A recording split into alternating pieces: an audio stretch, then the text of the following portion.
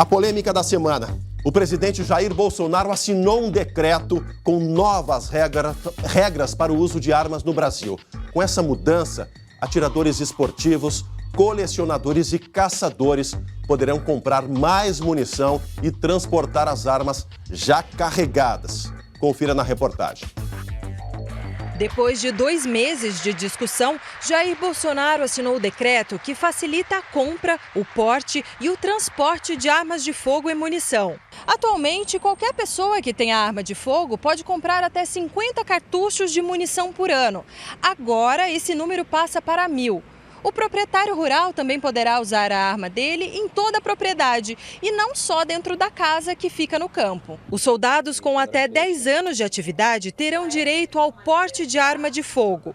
Atiradores desportivos, caçadores e colecionadores poderão ir ao local de tiro com armas municiadas, o que antes era proibido. Esse nosso decreto não é um projeto de segurança pública, é um direito individual daquele que porventura queira ter uma arma de fogo ou buscar posse de arma de fogo, seja um direito dele, obviamente, respeitando e cumprindo alguns requisitos. Outro ponto da medida é a autorização da importação de produtos estrangeiros, com taxação extra para diminuir o impacto na indústria nacional. Nós quebramos também o monopólio. Isso entra em vigor daqui a 30 dias, porque devemos conversar, como já conversei com o Paulo Guedes, a questão das taxações para não prejudicar a empresa interna aqui do Brasil. Tá aí, o sinal verde foi dado pelo comandante do Executivo, o presidente Jair Bolsonaro. E para ampliar mais esse assunto, debater sobre esse novo decreto que flexibiliza a posse e o porte de armas no Brasil, eu recebo aqui no estúdio o juiz do Tribunal de Justiça Militar do Estado, Coronel Paulo Roberto Mendes. Coronel, seja muito bem-vindo aqui no SBT Rio Grande. Opa, boa tarde. Gostaria de primeiro agradecer o convite, para tratar de um assunto polêmico, um assunto importante que resguarda a segurança da população de modo geral.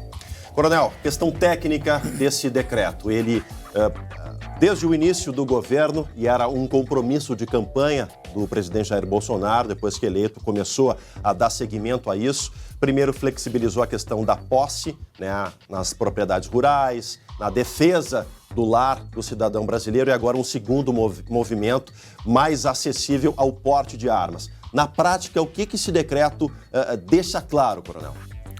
Bom, assim, eu gostaria de fazer uma recapitulação rápida, a partir do Estatuto, depois do referêndum, onde a população votou maciçamente em cima da não proibição, mas houve legislações por decreto, que restringiu, dando muita subjetividade para o porte dessas armas, e que fez com que a população praticamente ficasse desarmada, Nesse período... Isso em 2003, né? Isso, 2003, 2004, 2005 foi avançando. Na verdade, o grande discurso foi de que, restringindo o uso de armas com a população de modo geral, isso reduziria os homicídios. O que a gente viu ao longo desse tempo foi exatamente o contrário. Os homicídios explodiram, a criminalidade avançou enormemente, a população realmente ficou desarmada e a bandidagem cada vez mais armada e cada vez mais com armas potencialmente de alto valor potencial. Então isso é um fato inquestionável. Evidentemente, essa questão é uma questão que envolve posições muito firmes de um lado e de outro.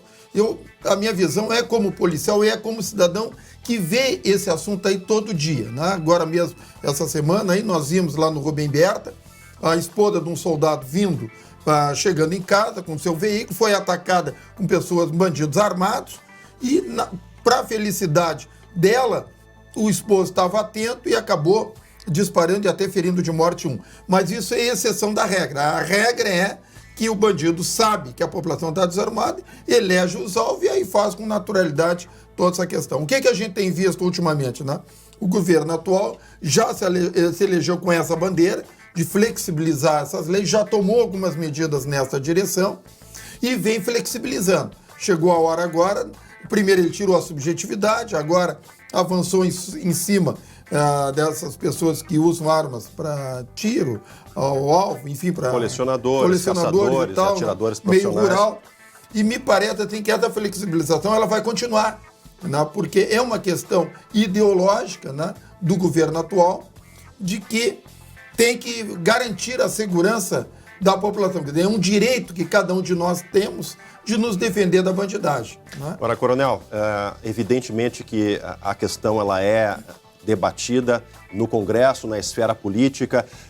Ele sinalizou, o presidente Bolsonaro, nas demandas que contemplam os anseios da chamada bancada da bala, bancada ruralista. Um componente político também entra nesse processo de sinalização da flexibilização dessas armas. Até que ponto a questão política também pode influenciar o que vai acontecer nas ruas? A questão política sempre está presente. Em qualquer discussão, ela sempre vai estar, né? Porque, como eu disse anteriormente, é uma questão ideológica, daqueles que querem, daqueles que não querem. O que é certo, por exemplo, a população rural ela está muito desprotegida, né? E como é que ela vai se proteger? O Estado não garante a segurança para essas comunidades. Então, me parece óbvio e lógico, né, que o Estado permita que alguns segmentos tenham a posse da arma para se defender. Então, me parece que está nesse caminho aí, que é inquestionável, né? O Estado não cumpre a função dele de proteger a população como ela precisa. Usando esse gancho que o senhor citou agora, que o Estado tem falhas, não cumpre a questão básica de proteção ao cidadão de bem que paga impostos, hoje temos aí em torno de 255 mil registros nessa categoria de caçadores, colecionadores e atiradores profissionais. Isso tende a aumentar bastante. O Estado, de um lado, não tem a condição de cuidar da segurança pública no modo geral, vai ter condição de avaliação, de controle do aumento disso, as pessoas estarão capacitadas de forma correta para portar uma arma na rua. Até que ponto isso pode aumentar o bang-bang que se fala nas ruas que a gente vive hoje, que está mais para o lado do bandido do que para o cidadão de bem? Bom, o Estado tem muita dificuldade na fiscalização em todas as áreas. Isso nós sabemos também, né? E não vai ser nessa que vai ser diferente. Agora, pelo mínimo nessa vai ter um controle, porque essas pessoas vão estar vinculadas a sistemas que vão gerar informações a partir disso aí. O problema, para mim, maior é a bandidagem, que não tem controle nenhum. Eles elegem os alvos, eles têm as armas que querem, quer dizer, o Estado não tem controle sobre eles aí. Isso começa lá no sistema prisional, que a gente sabe como é que ele está, né? O governo, a legislação tem sido branda nos últimos anos, cada vez abrandando mais, é a tornozeleira eletrônica, é a questão domiciliar, e isso aí também não tem resolvido. Aliás, ao contrário, isso tem feito, a meu juízo, que a criminalidade avance cada vez mais, porque qualquer soldado de rua sabe que a maior parte desses crimes bárbaros que acontecem, como latrocínio, roubos, homicídios, são praticados por aquelas pessoas que não poderiam estar nas ruas.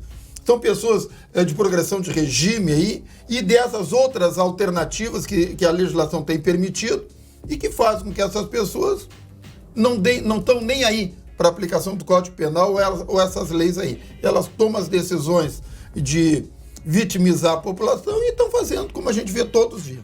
Estou fazendo aqui o papel de contrapeso dentro dessa polêmica. Nós estamos aqui para responder. Exatamente. O Instituto Sou da Paz e outras instituições aí que são contrárias a essa flexibilização têm um receio. Se hoje o criminoso que já está armado tem um efeito surpresa a seu favor na hora de praticar esse ataque, se ele já vai, a partir do momento em que pode ser que o cidadão de bem esteja armado para se defender, será que ele pode já chegar puxando o gatilho para depois anunciar o assalto? Até que ponto o perfil desses ataques se torna ainda mais violento, sabendo que o cidadão de bem pode ter um revólver na cintura? Tudo pode acontecer, entendeu? Até isso pode acontecer. Agora, o fato, me parece principal, é que ele não terá certeza que o cidadão que ele elegeu como alvo estará desarmado. Isso é um fato, inconteste. Hoje ele tem certeza que não vai dar nada, porque a vítima está desarmada, a legislação é fraca, então tá como ele quer. Nós temos que inverter esse processo aí. Agora, evidentemente, né, que tudo pode acontecer. Numa cirurgia, o médico lá vai submeter a pessoa a um ato cirúrgico, ele quer a vida, ele quer a melhor daquela, mas às vezes não dá certo. Mas nem por isso a gente vai deixar de se submeter àquela situação. Então, me parece que nessa questão é exatamente a mesma. Agora, nós temos que inverter hoje a situação que a gente vê, onde o bandido está dando de mão. Aí não dá mais, a população não aguenta mais, não aceita mais isso aí.